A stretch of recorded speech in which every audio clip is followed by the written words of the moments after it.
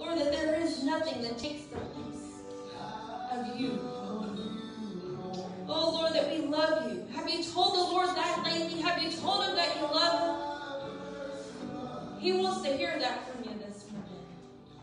Lord, you're our first love. Is he your first love? Yes, thank you, Lord. Thank you, Lord. I see you broken, but you see beautiful. Alive. All my failures I tried to hide. So I want you to come tell, just like when you told me and you told your mom, I want you to say it to everybody that's here this morning that need to hear it from you. I was just like, okay.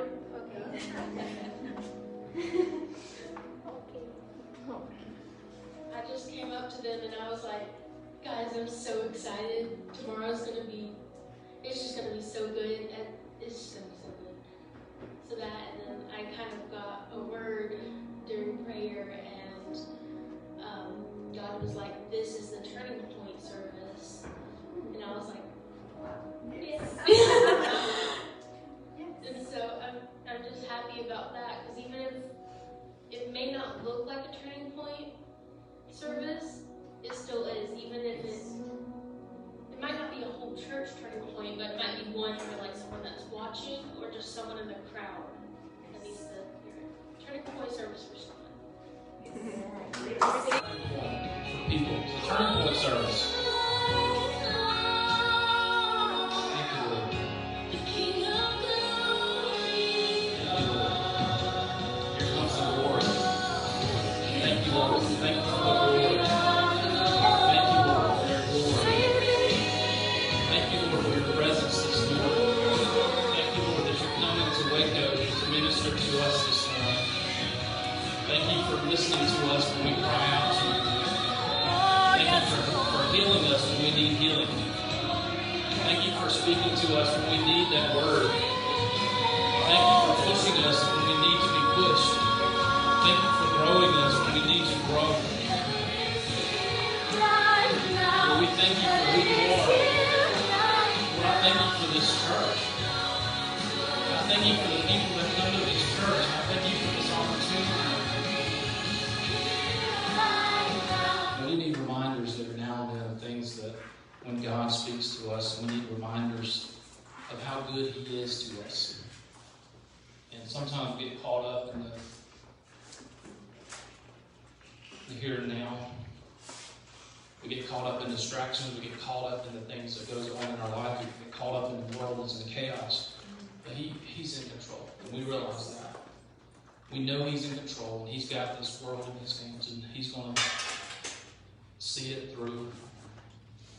He's going to see it through. I believe it's setting up for the biggest revival that we've seen. Let's just pray for our country right now. You know, I was driving around yesterday, or whenever it was, I don't know if it was yesterday, day before. But I noticed on one of the churches downtown Bremen, the big metropolis of Bremen, you know, it's so huge. big buildings everywhere. And anyway, I'm just joking. But there are churches, right, in downtown Bremen, and there's some churches there, and I noticed that there was a church in particular that had a big ladder. I'm talking about humongous ladder propped up against it. And I thought that was really weird. I said, that's odd that there's a ladder there, but there's no people around it. There's no, you know, I didn't, you know, probably was somebody on the roof. I don't know. I didn't see anybody, but I saw that ladder, and it was propped up against the window, the ceiling, what do you call it, roof, and there was no people, like I said, around it. It's like the Lord prompted me in my spirit. It said, too many have left the ladder unattended to let anything crawl into our life and into our churches that have resulted in such turmoil. And we got to guard that ladder. This is going to make a little bit of sense here in a minute, I hope. But ladders are essential tools. You have to have a ladder in order to do anything, right? In order to build things, you have to have it as an essential part of construction. that she was the wife of Uriah. And that should have been enough to stop him and say, oh, okay, gotcha. I'll leave it alone, but that's not what happened. That should have been enough. But he gave in to the lust of the flesh. He gave into that. His ladder was leaned against the wrong roof. It was leaned against Bathsheba's, and it should have been leaned against the battlefield. So it will continue to grow. If you don't squash it, it will multiply and get bigger and bigger, and it will grow into something else and be larger than what it originally was. It just builds off of each other until you take that point and until you say, I'm not going to do this anymore. There's always a consequence to sin. There's always a consequence. What happened? The baby died. The baby that was conceived died. Right? Another long-term consequence that took place years after this was the grandfather. Remember me talking about hit the hockey miles in front of everybody. And a sin is like, if I had a little jar of water and I poured it on this brand new floor, that jar of water may be this big, but when you pour it out, it's not going to stay that big. It's going to spread as far as it can go. And that's exactly what happens to sin. It's just going to spread. If it's left unattended, then fear will ultimately also come in. So let's go now. Report came out, and before that happened is the men brought back fruit of the land. Y'all heard this. They brought back fruit of the land. So these people that were making a report had a visual thing of what this promised land had, and the other one had just a commentary of what they saw. And so these grapes, again, were huge. They brought back grapes, and they had, two men had to carry one stalk of grapes. I mean, that's how huge these grapes were, these big old things. And they had to do that. But the thing that we want to point out, too, is in verse 33, where it says the word giant.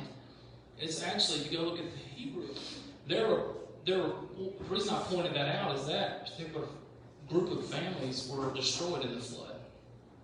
They were destroyed in the flood. And so there was a little exaggeration going on in their report. There was a little exaggeration going on when they referred to this family that was really destroyed in the flood. But the purpose was to instill fear into the hearts of Israel. And people will try to lay their spiritual ladder of fear on you and tell you these stories and tell you things that have a little bit of exaggeration on it. And so you got to understand and get your spirit. You got to understand and know whose report are you going to believe. Whose report are you going to believe? So what do they also say? They say, we look like grasshoppers. We look like grasshoppers. They were receiving the wrong spirit, the wrong report in their spirit. And according to the book of Leviticus, the grasshopper was the smallest edible creature permitted for consumption. In case you wanted to know that. We can go outside and get some grasshoppers and we can just partake in the Lord. In Leviticus 11:22, I'll just read it. It says, these you may eat, the locust after its kind, the destroying locust after its kind, the cricket after its kind, and the grasshopper after its kind. It's the last one listed. It's right after a cricket. Y'all want to eat a cricket this morning?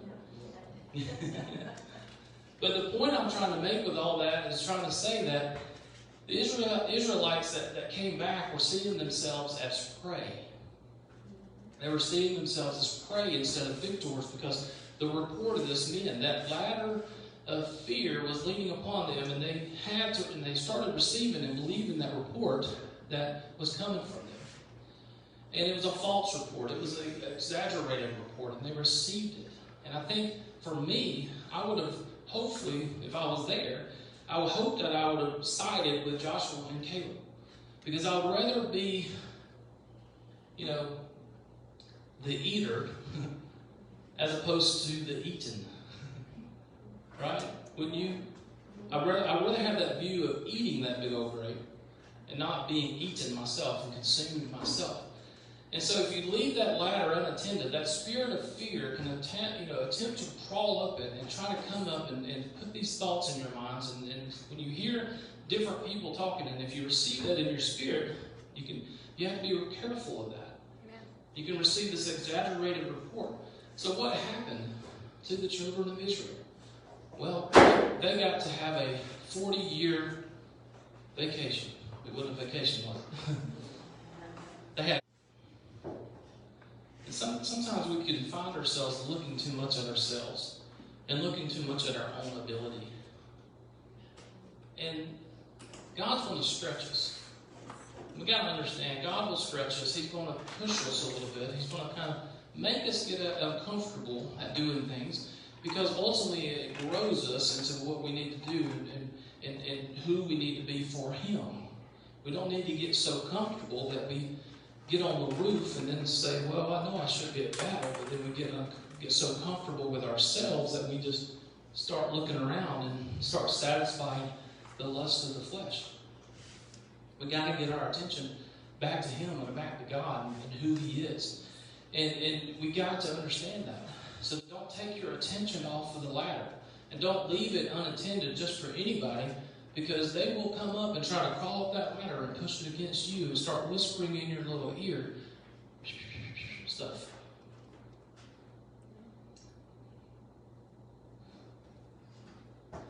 Let's talk about some good stuff. Let's talk about some good things. All right? A ladder that is watched and attended and looked after leads to heaven.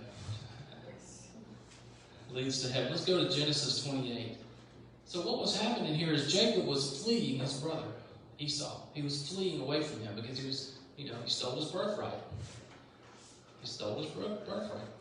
And God used this dream to show Jacob, that, hey, I'm still with you. I'm still with you, and I'm still here, and I'm sending these warring angels on your behalf. And there's this connection that's going between heaven and earth, and heaven and earth. And this connection, and it's making intercession for you between heaven and earth. And it's actually such a picture of heaven, picture of Jesus. But these angels were like messengers. They were just taking messages between heaven and earth. And that's like what Jesus does for me and you.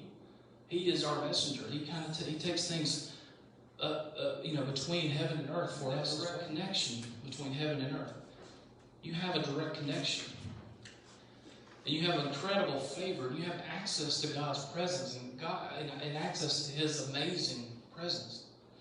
And heaven is such a real place. It's mentioned 1,865 times in the Old Testament, 316 times in the New Testament. It took me 4 hours to count that yesterday. I'm just joking. I'm trying to see if y'all are awake. But God wants us to understand heaven is real. And Jesus said, I'm coming back again, and I'm going to take you to a place where you will never have a tear or sorrow again. And that's in Revelation. See, God's going to give you glimpses into heaven during the time. He gives you these glimpses. He's going to speak to you and every person. And we have prayer meetings here on Wednesday nights, and heaven comes down. His throne room comes down. People see things in the Spirit. And these things that we see is messages that are going back and forth on this ladder that is taking and showing us where we need to go, and also comforting us and saying, yes, you're on the right path. And it's all these things that happen, and we got to understand it's like that direct ladder. We want to have that ladder that leads up to heaven, and we get these messages and we understand these things, and we got to protect that. We got to protect that ladder and protect that, guard it with everything. We got to watch it. We can't allow that enemy to try to sneak in, because what he'll do is that ladder is leaning against heaven, and he tries to push it back to his side all the time. Because he wants us to start again believing the fear, believing the lies, causing us to doubt. And he wants that. The Lord wants us to like I said, not leave our ladder unattended. He does not. He wants us to guard that ladder, because we got to make sure that we don't fall underneath David's example and let that ladder kind of push us into sin and into and compounded sin, as I would call it, because that's what would happen. That would compound and lead into other sin and lies and cover-ups and all that stuff. And if we leave it unattended, we can allow the report of someone else. It could even be a believer. But we can allow that report that may be exaggerated to get into our spirit, to help to cause us to look within ourselves, and then we start thinking we're grasshoppers again. And we start thinking, well, maybe we can't do it. These people are giants. These people are giants. These issues are giants. These things I got to take care of are giants. But I'm going to be consumed if I go do that, which is again our spirit that we need our spiritual ladder connected directly to heaven. Because I want those messages coming back and forth and showing us things and giving us visions and showing us the things we need to do and making that intercession between heaven and earth. And he uses that. He uses that ladder to show his people these things. Because I don't believe in the Bible. The Bible, I don't think, says there's no more visions anymore. Bible doesn't. I don't believe the Bible says that, right? I don't think it's happening. If it happened in the Bible, why would it not happen to us? The purpose of that whole thing with Jacob is the Lord was up there and he was reassuring Jacob, hey, I still got you.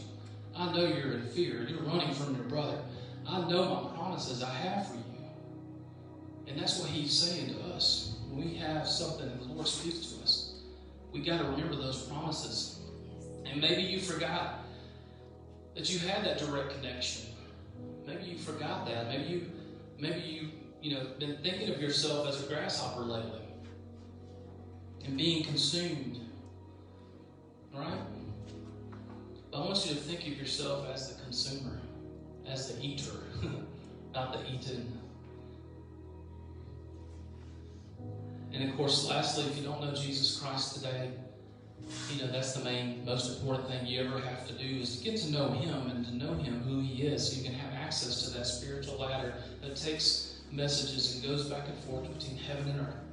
That's the most important things as we can talk about today. If you could just stand for a moment.